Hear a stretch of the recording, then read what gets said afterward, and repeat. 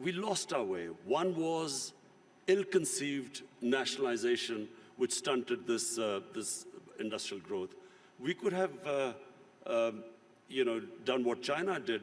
They created wealth, and then they used the wealth to lift the bottom tier of the population. But just because the rich got richer, it didn't mean that we should have stopped, this industrialization by nationalization. We should have just had a more equitable growth. Excellencies, ladies and gentlemen, Prime Minister Khan, it's a great pleasure to welcome you to the annual meeting, our 50th anniversary, for the very first time in your capacity as your country's Prime Minister, even if it's not your first time with us in Davos as a political leader. I had the pleasure and privilege of visiting Islamabad last summer and meeting you when you were less than 1 year into your mandate as Prime Minister. Pakistan had just agreed on a bailout with the IMF, and the country's economy was at a turning point. Despite spiraling challenges on the economic and geopolitical front, you maintained the vision you had outlined in your successful election campaign, a new Pakistan with an economy, institutions, and leadership that work for all of the country. Today, 6 months later, I believe you have a powerful story to tell the world, one in which a country in crisis has been able to pursue one of the most ambitious programs of social, economic, and institutional transformation I have witnessed. Instead of using the economic crisis to justify cutbacks, you used it to change the way the state collects taxes, the way it shelters its poor and invests in its youth and the environment, and to set new standards of integrity in public lives.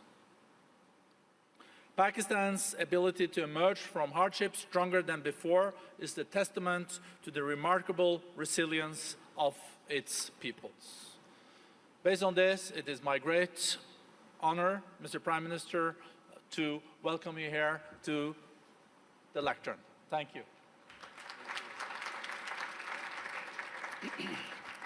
Thank you very much. First of all, I would like to thank the World Economic Forum for providing me this opportunity to speak to world leaders, business leaders, media people, to give the Pakistan perspective to the world. So I want to thank you specifically for that. Let me just start by saying that I am almost as old as Pakistan. Pakistan was only 5 years older than me. So I grew up with the country. And the country I grew up was supposed to be a welfare state.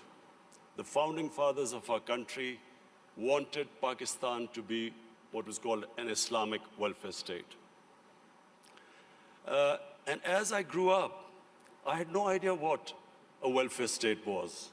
So it was when as a teenager I went to England. That's when I first discovered what a welfare state is. It's humanity, it's caring about the underprivileged. And so from then onwards, I always thought that if I ever got the opportunity, I would always want my country to be a welfare state. So this is my vision. Everything, all the policies which we make in Pakistan are towards that end, to make it into a humane country where the government takes responsibility of the weaker section of its society. So this is the vision statement.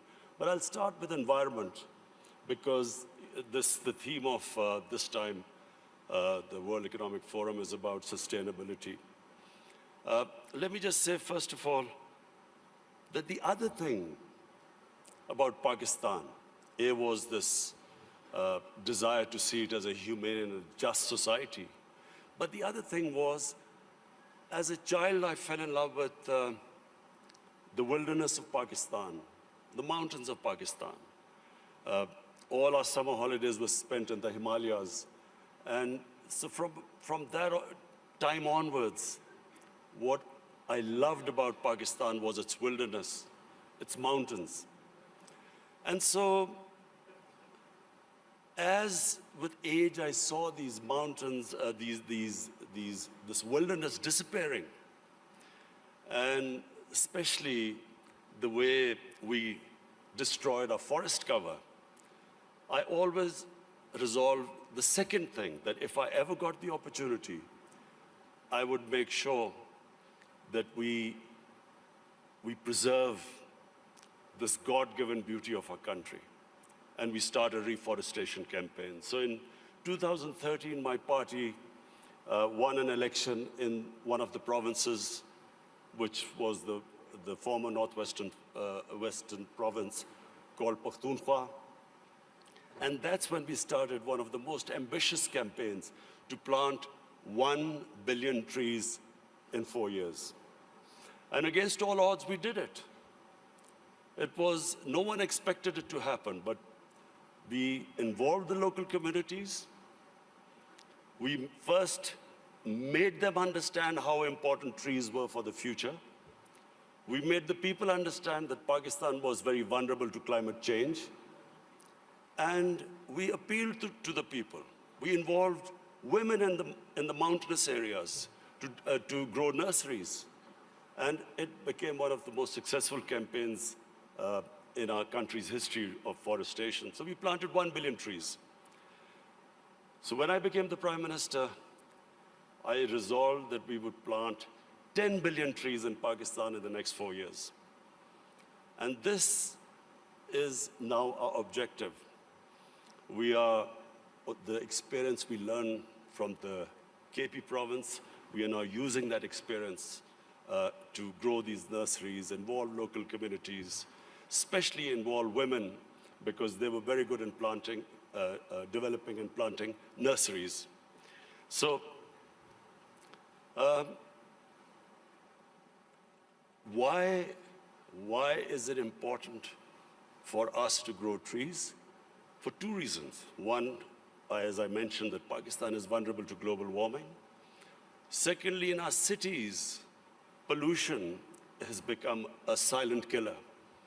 So unfortunately, there was no plan before, and our cities got very polluted, specifically Lahore, which had the pollution levels like Delhi in India, rose high because for some reason, our planners removed 70% of the tree cover of Lahore in the last 10 years. Apart from the environmental aspect now, the third thing I realized, that you cannot make your economy grow unless and until there is peace and stability. Pakistan in the 80s became part of what was the Afghan Jihad. Pakistan became allied with the US to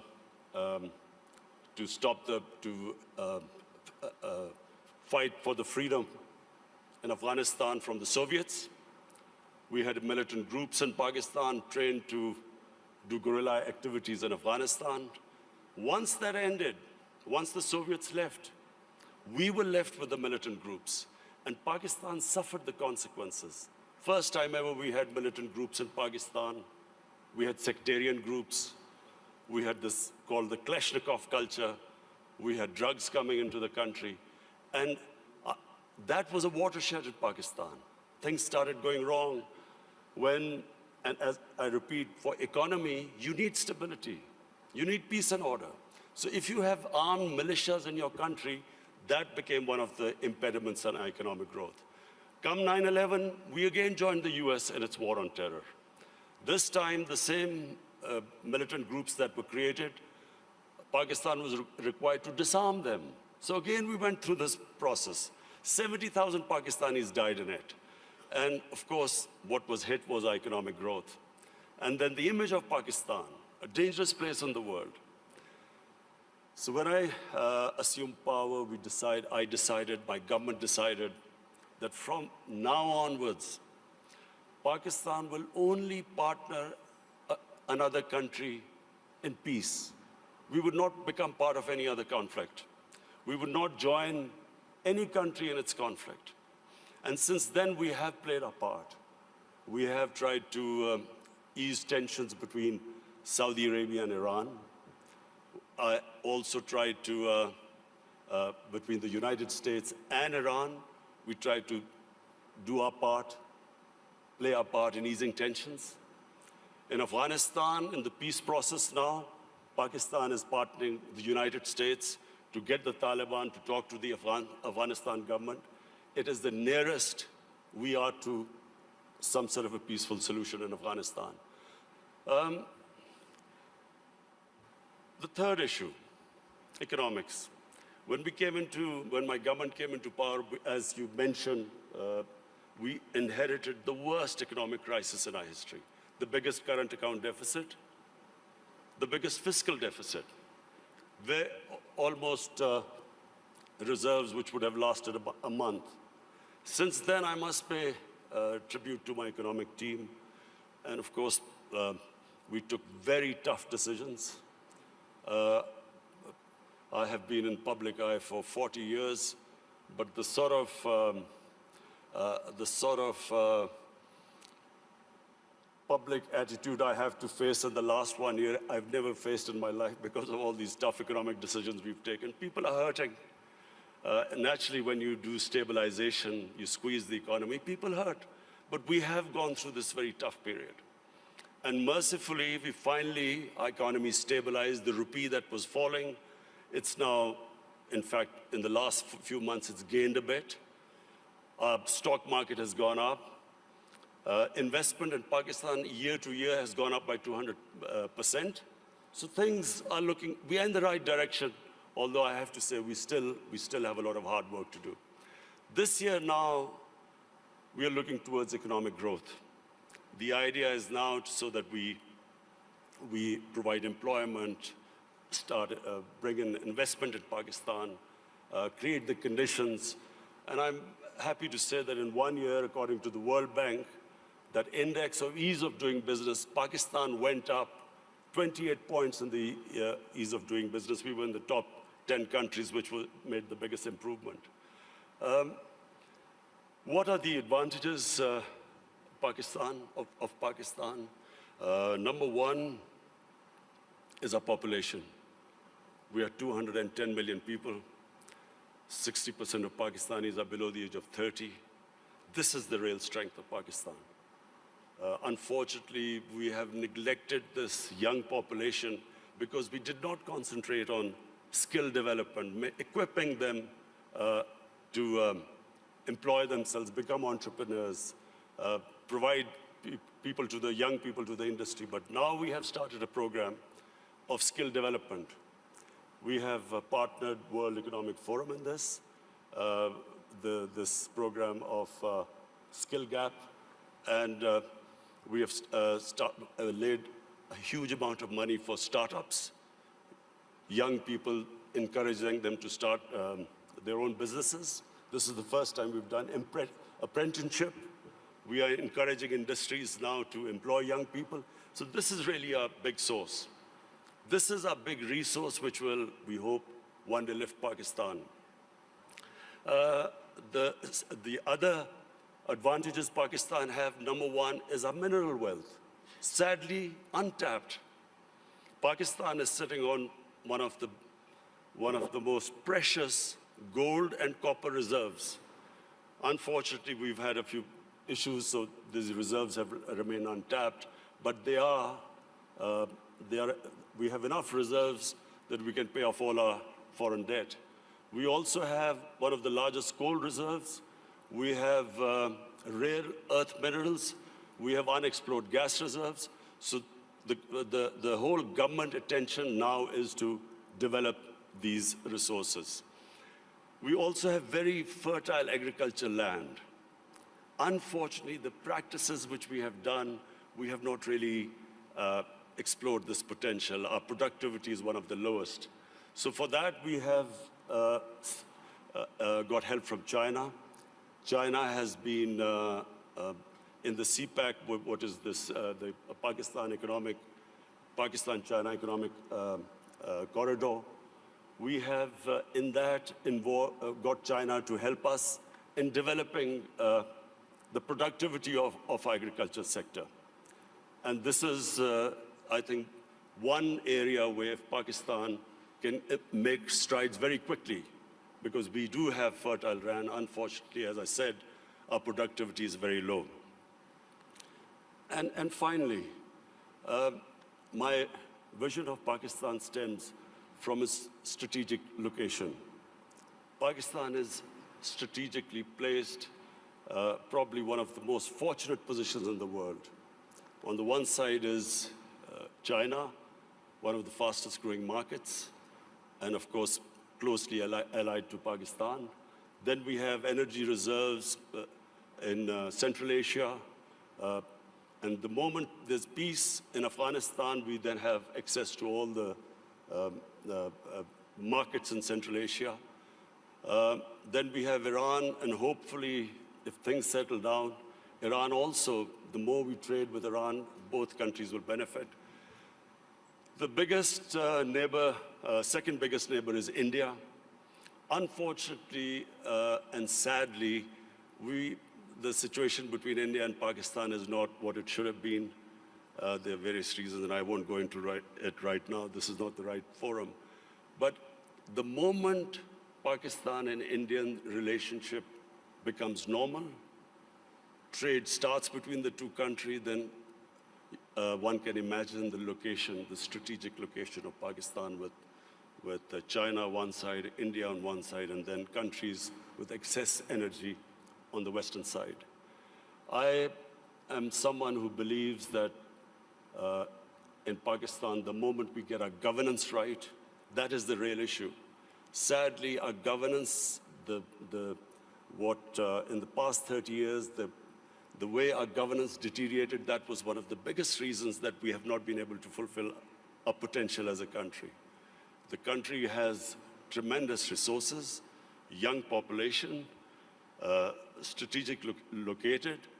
All now, from now on, my government's biggest challenge now is how we can improve our state institutions, so we can improve our governance, so we can tap our potential. Thank you.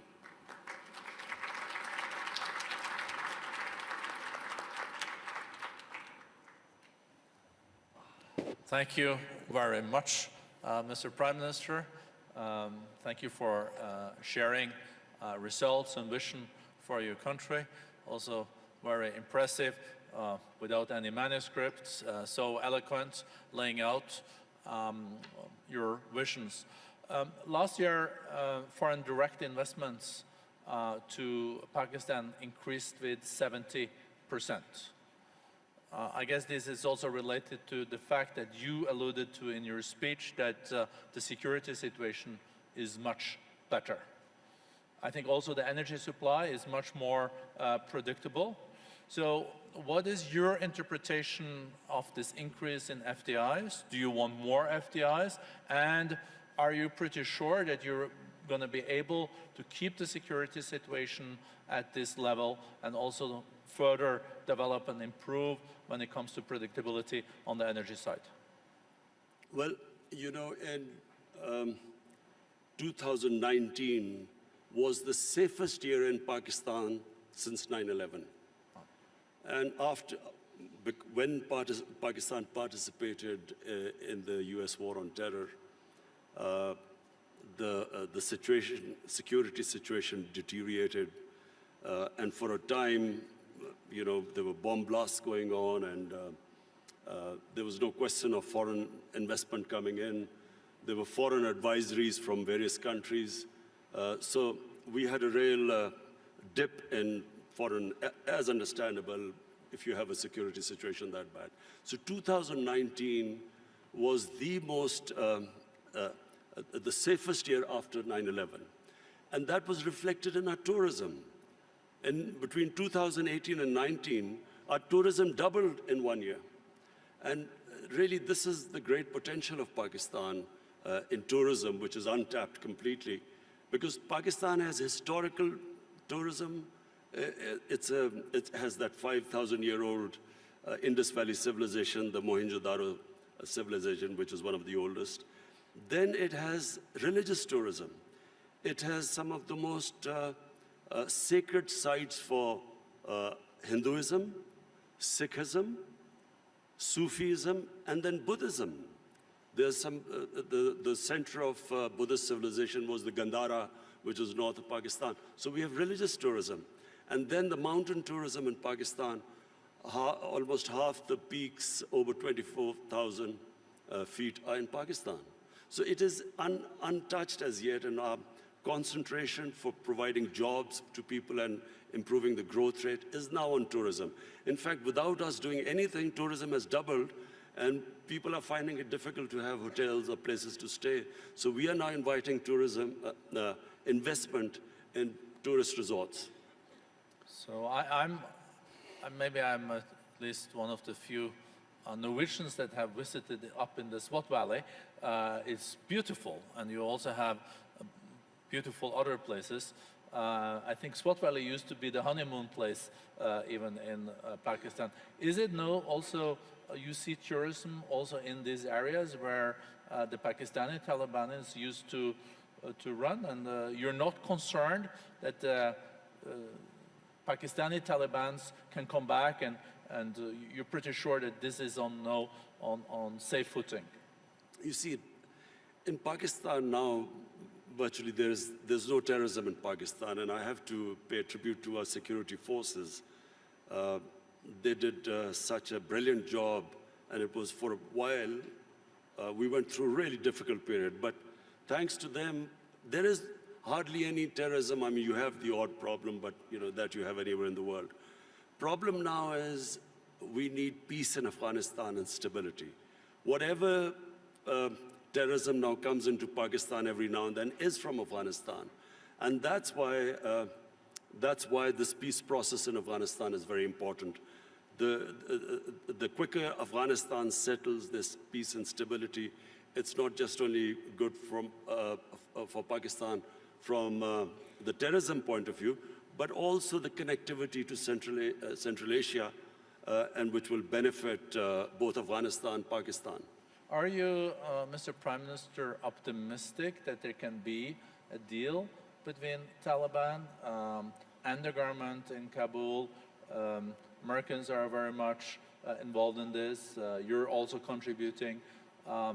Is it possible this year? And do you think Taliban will also engage in a deal that will respect the rights of girls' education, women, and those areas where there have been progress in Afghanistan? Well, the first thing is that there has to be peace. And that can only happen if Taliban and the Afghan government, they sit together and there's a political settlement. That has to be the first step. Just my view, I do not think that, the saying that you only cross the river once. What was in 2001 is not going to be now the case if and when Taliban and the Afghan government come together, because so much has happened since then. So I think it would be a completely different scenario. But the most important thing right now, and it's not going to be easy, but it is the only option, that the Taliban and the Afghan government sit together. Whenever that happens, it will have turbulence, but it is the only way forward. There is not, and there never was, a military solution in Afghanistan. Mr. Prime Minister, as you also alluded to and mentioned, you have also initiated initiatives to have Saudis and Iranians de-escalating and trying to establish dialogues. You are able, as a nation, to have pretty good relations, both to Iran, Saudi Arabia, UAE, and other Gulf states. If you look at the escalation that we have seen lately, some people even talk about this Middle East being at an inflection point. and there is no way back, and there are those that are more optimistic that there will be a de-escalation. You will continue to contribute in that process, and how do you see that unfolding in the year to come after Americans killed General Soleimani and etc.? Is U.S. deterrence back in the region? Are you short-term, medium-term optimistic on de-escalation, or is this something that really keeps you up at night? Look, let me just, first of all, make a statement. I do not understand why countries go to resolve the differences through military conflicts. Because whenever, and this is just in our lifetime we've seen this, the moment you start a military conflict, you don't know where it is going to go. You can start a conflict, you don't know when it'll finish. And then it has unintended consequences. So we have seen in front of our eyes Pakistan joining the US war on terror, and I was the one who was objecting to it. I was openly against it, and I thought Pakistan should have stayed neutral. It should not have become partisan, because Pakistan had nothing to do with 9/11. There were no Pakistanis involved. Al-Qaeda was in Afghanistan. And I remember then President Musharraf telling us, it's only a matter of a few weeks. So 70,000 people dead later, 10 years later, over $100 billion lost to the economy later, finally we realized we had made a mistake. And the US and Afghanistan, 18, 19 years of this war and $1 trillion down the drain. So I do not think this is a way to resolve issues. And the worst thing that could happen is if there's a conflict between Iran and the US and its allies, it'll be a disaster. It'll be a disaster for us, Pakistan, it'll be a disaster. It'll be a disaster for the developing world, because the oil prices will shoot up. Already we are trying to barely manage our budgets and our current account situation. Suddenly everything will be offset. It'll cause poverty in the world. And God knows how long it will go on. So, we in Pakistan pray that this does not happen. We have tried our best. We've already talked to Saudi Arabia, Iran, the United States. I spoke to President Trump yesterday, and I told him that this would be a disaster for us if this war starts. Did he agree? He didn't say anything. You can share with us. It stay in this room. No, I'm serious. He didn't say anything. But I think I think he understood, because this would be, in my opinion, it'll be insanity, because just Afghanistan is still not resolved, and Iran would even be a bigger problem. Mr. Prime Minister, you also underlined, coming back to the more domestic opportunities and challenges in your country, this accelerator that we have agreed on skills and upskilling and reskilling between the World Economic Forum and Pakistan. I think there is a huge potential. I think the youth bulge, the youth of Pakistan is a huge opportunity. How important do you think education is in this context, and how do you look at the national curriculum and the madrasas and the importance of teaching world-class math and sciences? The tragedy of my country, because as I said, I grew up with my country, and in the 60s, Pakistan was the most exciting thing happening in Asia. It was the fastest growing country. We were moving fastest towards industrialization, our universities. I think your GDP was even higher than India's per capita, wasn't it? It's certainly, our industrial production was more than the 4 Asian tigers put together: Indonesia, Malaysia, Thailand, and Philippines. So it was, the fastest growing country. And we lost our way. One was ill-conceived nationalization, which stunted this industrial growth. We could have done what China did. They created wealth, and then they used the wealth to lift the bottom tier of the population. But just because the rich got richer, it didn't mean that we should have stopped, this industrialization by nationalization. We should have just had a more equitable growth. But that was one where we went wrong. And secondly, we just did not pay enough attention to our education system. So we developed this 3-tier education system: English medium for an elite, then there was Urdu medium, which was for the masses, and then there was Dini madrasas. 3 parallel systems going. So what my government is now trying to do is to synthesize the system, get the core issue, the core syllabus should be for the same for everyone, and give everyone equal opportunities. The education system actually created the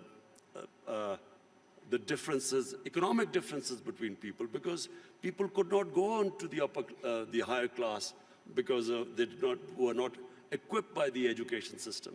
So this is what we are trying to do, change the flaws of education system by synthesizing it. Thank you very much, Prime Minister. I see that time is out. I would have liked to continue this conversation. I think we're all very impressed with the reform agenda. We're seeing economic growth is being back. We see that foreign direct investments are there. So thank you for sharing this with the community. Well, economic growth is still coming, hopefully this year. The economy is stabilized. The growth is the second thing. As I said, I've never been insulted so much. Not insulted is not the word, but lacerated by the media, the way the media has attacked me because of the stabilization program. But this now, 2020, is the year we want to lift our growth rate and provide jobs to our young people. And I think you can also rely on the Davos community when it comes to supporting your agenda for reforms in your country, so you get back growth and a more inclusive growth. Thank you so much, Mr. Prime. Thank you.